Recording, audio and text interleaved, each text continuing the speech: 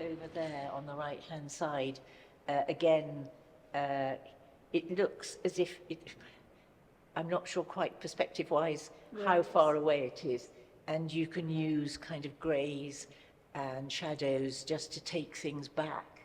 This is what I've been hesitant to do, because especially these two, or some of them, were done kind of almost on the spot. Yes. I feel like, yes, I could change them, make them better, but then do they lose that feeling of it was painted then and there, and that's gone? It's I don't know what you think. I sit firmly on the fence on that one. What's lovely is that that's you there then. My paintings are going really well. I think I'm getting there. Well, I really enjoy the fact that this space is visited by many people and it's open for people's feedback. And it was really useful to have an outsider's perspective. I think sometimes you spend a lot of time looking at your own work and obviously hyperfixating on certain elements of it, but then having somebody come from the outside and take a look and give you feedback is really useful. So I was very appreciative of that.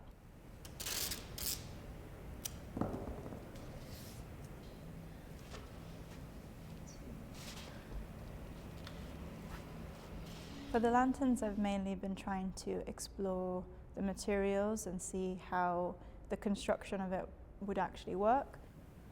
For the much larger sculptural lantern piece, I've marked the floor so I can have I'm a very visual person, so having the space marked out for me gives me a sense of how big it's going to be and what's the best way to fill that space.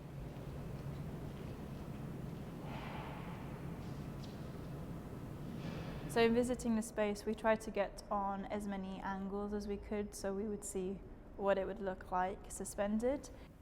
Seeing something from below is going to be, I think, quite an interesting challenge because there is really no way to know exactly what it's going to look like until it's actually there. But I have an idea of where I'd like it to be potentially, and yeah, I think it's all about just achieving those different angles and making sure that the picture is still cohesive wherever you look from. I like the idea of experimenting and making these into like sculptural objects and pieces of art.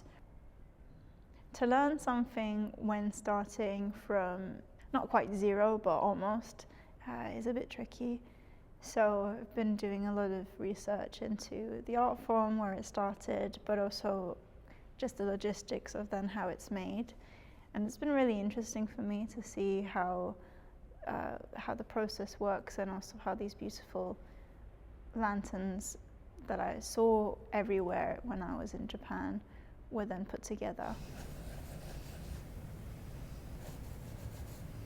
Another circle with a little wing. A little tail.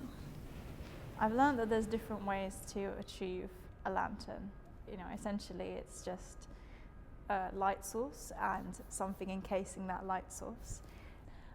I think the first thing I want to get right is the design. So I've mainly been looking at possibilities in terms of what the piece can look like, how those images can represent the theme that we're going with.